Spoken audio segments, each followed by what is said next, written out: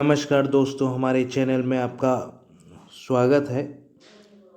आज हम आपके लिए एक नया वीडियो लेकर के आए हैं। मनोविज्ञान के अंतर्गत मनोविश्लेषणवाद का पार्ट 2 है। ये पार्ट 1 हमने आपको पिछले वीडियो में पढ़ा दिया था। चलिए वीडियो शुरू करते हैं। देखिए, आज हम पढ़ेंगे सिगमंड फ्रायड की प्रमुख पुस्तकें। तो इन्होंने 3 पुस्तकें लिखी थी। स्वप्न विश्लेषण, ईड एंड ईगो, थर्ड अचेतन मन। सिगमंड फ्रायड ने अध्ययन करने पर जो बल दिया है वो अचेतन मन पर इन्होंने अध्ययन करने पर बल दिया है। इन्होंने सबसे ज़्यादा अध्ययन जो किया था वो अचेतन मन पर ही किया था। ठीक है। और अचेतन मन पर अध्ययन करने के लिए सिगमंड फ्रायड ने 3 प्रकार की विधियां बताई। कौन कौन सी? प्रक्षेपण विधि, मुक्त साहचर्य विधि और स्वप्न विश्लेषण विधि। अब प्रक्षेपण विधि में के अंतर्गत इन्होंने बताया कि मन को अप्रत्यक्ष रूप से अध्ययन करो, यानी इनडायरेक्टली उसको अध्ययन कीजिए। कैसे? जैसे मान लीजिए एक व्यक्ति ने चोरी की है, तो अगर उससे पूछा जाए कि ये बताइए कि आपने चोरी की है, तो वो कभी नहीं बताएगा कि हमने चोरी की है। लेकिन उसको अगर इस तरीके से कहा जाए कि एक चोरी मैंने की, मैंने आज एक चोरी की है, तो वो क्या बताएगा कि हाँ, आज एक चोरी मैंने भी की है। तो इस तरीके से वो इनडायरेक्टली क्या है वो बता देगा। तो उस तरीके से कह रहे हैं कि वो जो है अप्रत्यक्ष रूप से उसको, यानी इनडायरेक्ट फॉर्म में उससे क्या करो कि उस पर उसके मन पे अध्ययन करो, स्टडी करो। तो ये है। अब मुक्त साहचर्य विधि क्या है? मुक्त साहचर्य विधि ये है कि हम किसी व्यक्ति से इंडिपेंडेंट फॉर्म में, यानी स्वतंत्र रूप से जितना उससे उत्तर ले सकें वो लें। यानी कोई प्रश्न पूछ रहे हैं किसी व्यक्ति से, कोई क्वेश्चन कर रहे हैं, और उससे स्वतंत्र रूप से यानी इंडिपेंडेंट रूप से जितना हम उससे जवाब ले सकते हैं, तो मतलब वो लें। ठीक है। अब आगे बढ़ते हैं। स्वप्न विश्लेषण विधि। स्वप्न विश्लेषण विधि के बारे में इन्होंने बताया कि हमारा जब हम रात को सपने देखते हैं, ठीक है, तो जो हमें सपना आता है तो उसी तरीके से हमारा अवचेतन मन होता है। मतलब इनके कहने का मतलब ये है कि रात को हमें जो सपना आता है उसी तरीके से हमारा अवचेतन मन जो है व्यवहार कर रहा होता है। यानी जिस फॉर्म में हमारा अवचेतन मन रहेगा उसी तरीके से क्या होगा, हमको सपना आएगा।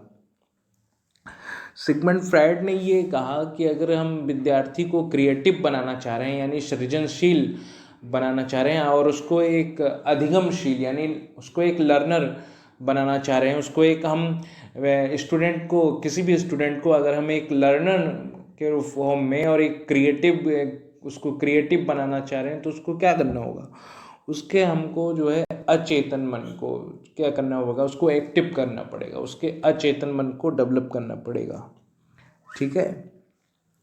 अब हम आगे देखते हैं। मनोविश्लेषणवाद के समर्थक कौन है? एडलर और कार्ल यूंग। कहीं कहीं कार्ल यूंग को जुंग भी कहते हैं। ठीक है, यानी यूंग के जगह कहीं कहीं जुंग भी लिखा होता है। अब कार्ल यूंग ने व्यक्तित्व के 3 प्रकार यानी 3 फॉर्म्स ऑफ पर्सनालिटी उन्होंने बताए। कौन कौन से बताए? बहिर्मुखी, अंतर्मुखी और उभयमुखी। ठीक है। अब हम आगे देखते हैं मनोविज्ञान की प्रमुख शाखाएं। अब मनोविज्ञान की प्रमुख शाखाएं कौन कौन सी हैं? प्रयोगात्मक मनोविज्ञान, सामान्य मनोविज्ञान, मानव मनोविज्ञान, शिक्षा मनोविज्ञान, अपराध मनोविज्ञान और व्यक्तित्व मनोविज्ञान। तो हम सबसे पहले देखेंगे शिक्षा मनोविज्ञान क्या है। शिक्षा मनोविज्ञान इस मनोविज्ञान के नियम और सिद्धांत को हम शिक्षा के क्षेत्र में प्रयोग करते हैं। शिक्षा मनोविज्ञान को हम जो है शिक्षा के क्षेत्र में इसके जो रूल्स हैं और इसकी जो थ्योरीज हैं उसको हम कहाँ यूज़ करते हैं? शिक्षा के क्षेत्र में। ये हमारे सिलेबस में भी है, इसको हम आगे पढ़ेंगे। तो शिक्षा मनोविज्ञान के जनक कौन हैं ये सब जानते हैं। थॉर्नडाइक जो है वो शिक्षा मनोविज्ञान के जनक हैं। अब आगे बढ़ते हैं मानव मनोविज्ञान।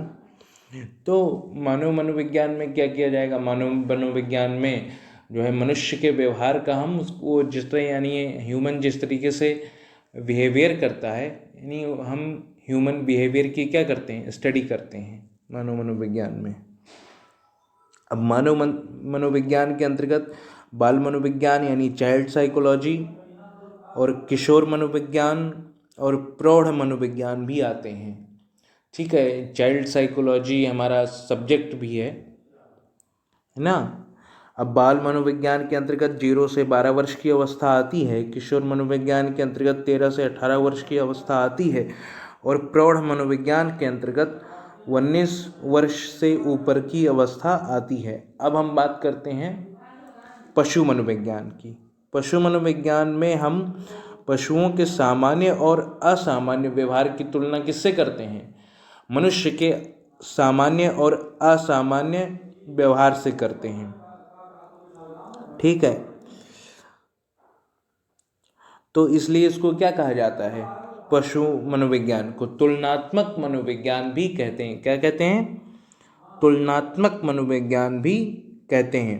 थॉर्नडाइक ने सबसे पहले पशुओं पर अध्ययन करना प्रारंभ किया था। यानी थॉर्नडाइक ने शिक्षा मनोविज्ञान के जनक तो ही हैं वो, लेकिन थॉर्नडाइक एक पशु मनोविज्ञान के जनक भी हैं। यानी थॉर्नडाइक ने सबसे पहले जो है पशुओं पर एक्सपेरिमेंट करना क्या किया था? स्टार्ट किया था। अब सामान्य मनोविज्ञान। सामान्य मनोविज्ञान क्या है? सामान्य मनोविज्ञान में हम क्या करते हैं? मनुष्य के सामान्य व्यवहार का क्या करते हैं? अध्ययन करते हैं।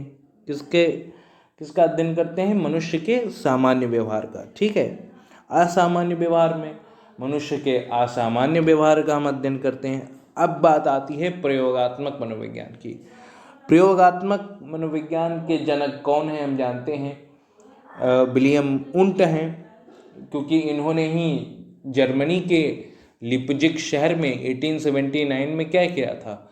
जो है मनोविज्ञान की पहली प्रयोगशाला स्थापित की थी। तो इस शाखा का जन्म क्या हुआ? साइकोलॉजी की इस ब्रांच का जन्म कब हुआ?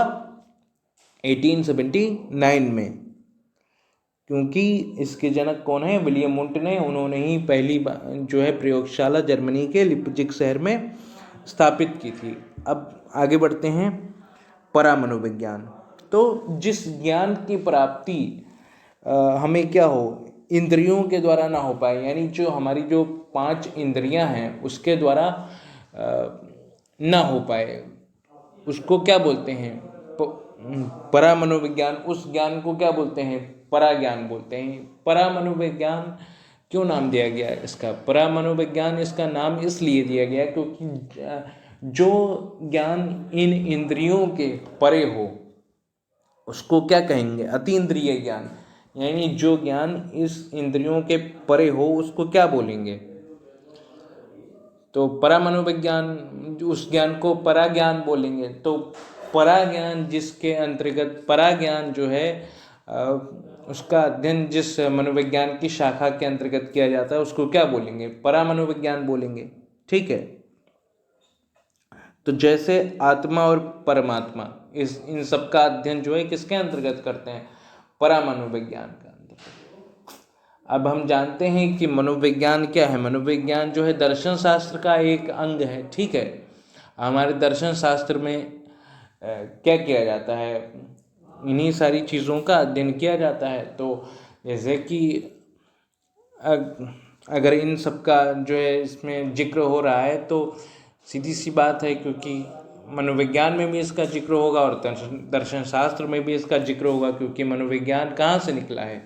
दर्शन शास्त्र से निकला है। और दर्शन शास्त्र से जो है मनोविज्ञान को अलग किसने किया है? विलियम जेम्स ने किया है। ठीक है, तो ये हुआ परा मनोविज्ञान। चलिए एक बार हम इसको रिवाइज कर लेते हैं। तो हमने क्या पढ़ा? हमने सिगमंड फ्रायड की आज प्रमुख पुस्तकों के बारे में पढ़ा। हमने पढ़ा कि उन्होंने 3 पुस्तकें बताई कौन कौन सी? स्वप्न विश्लेषण, अचेतन मन और ईड एंड ईगो। तो सबसे जो है सिगमंड फ्रायड ने किस मन पर सबसे अधिक अध्ययन करने के लिए सबसे अधिक बल दिया? अचेतन मन पे। ठीक है, अब अचेतन मन पे उन्होंने अध्ययन करने के लिए कितनी विधियां बताई? 3 बताई हैं। कौन कौन सी? प्रक्षेपण विधि, स्वप्न विश्लेषण विधि और मुक्त साहचर्य विधि। प्रक्षेपण विधि में क्या किया जाता है? प्रक्षेपण विधि में मन को अप्रत्यक्ष रूप से उसका अध्ययन करते हैं। ठीक है। मुक्त साहचर्य विधि में यानी हम मुक्त हो गए, यानी स्वतंत्र रूप से जितना जो है व्यक्ति से जवाब ले सकें उतना ले सकते हैं, लेते हैं। स्वप्न विश्लेषण विधि में यानी हमें जो भी सपना आता है उस सपने में से उसका किसका संबंध होता है? अवचेतन मन का। यानी हमें रात को जो भी सपना आता है उसी अवस्था में हमारा अवचेतन मन होता है। ठीक है। सिगमंड फ्रायड ने एक बात कही कि अगर व्यक्ति स्टूडेंट को, मतलब अगर विद्यार्थी को क्रियाशील बनाना है तो उसके अचेतन मन को क्या करना पड़ेगा? एक्टिव करना पड़ेगा। ठीक है। अब हम बात करते हैं कार्ल यूंग की। तो मनोविश्लेषणवाद के समर्थक कौन थे? मनोविश्लेषणवाद के समर्थक थे एडलर और कार्ल यूंग। कार्ल यूंग ने व्यक्तित्व का 3 प्रकार दिया है। कौन कौन सा? अंतर्मुखी, बहिर्मुखी और उभयमुखी। फिर उसके बाद हमने मनोविज्ञान की प्रमुख शाखाओं के बारे में पढ़ा। प्रयोगात्मक मनोविज्ञान, सामान्य मनोविज्ञान, मानव मनोविज्ञान, शिक्षा मनोविज्ञान, अपराध मनोविज्ञान और व्यक्तित्व मनोविज्ञान। शिक्षा मनोविज्ञान, इस मनोविज्ञान के नियम और सिद्धांत का हम शिक्षा में प्रयोग करते हैं। मानव मनोविज्ञान में हम मानव के यानी मनुष्य के व्यवहार का अध्ययन करते हैं। ठीक है। मानव मनोविज्ञान के अंतर्गत बाल मनोविज्ञान, किशोर मनोविज्ञान और प्रौढ़ मनोविज्ञान आते हैं। बाल अवस्था हम जानते हैं, बाल अवस्था होती है 0 से 12 वर्ष, किशोर अवस्था होती है 13 से 18, प्रौढ़ अवस्था होती है कितना? 19 से ऊपर। पशु मनोविज्ञान में हम पशुओं के व्यवहार और मनुष्य के व्यवहार का क्या करते हैं? पशुओं के सामान्य व्यवहार और असामान्य व्यवहार और मनुष्य के सामान्य और असामान्य व्यवहार की हम तुलना करते हैं। ठीक है। सामान्य मनोविज्ञान में मनुष्य के सामान्य व्यवहार और असामान्य मनोविज्ञान में मनुष्य के असामान्य व्यवहार का अध्ययन हम करते हैं।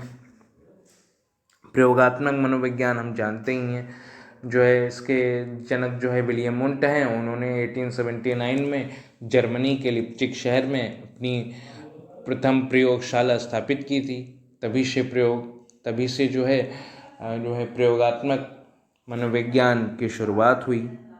परामनोविज्ञान में हम पराज्ञान का अध्ययन करते हैं, यानी ऐसा ज्ञान जो इन इंद्रियों, जो हमारी 5 इंद्रियां हैं, इनके द्वारा संभव ना हो। तो ये था हमारा आज का वीडियो। और वीडियो आपको पसंद आए तो लाइक कीजिए, शेयर कीजिए, कमेंट कीजिए, सब्सक्राइब कीजिए और बेल आइकन प्रेस कर दीजिए ताकि हमारे आने वाली वीडियोस आपको मिलते रहें।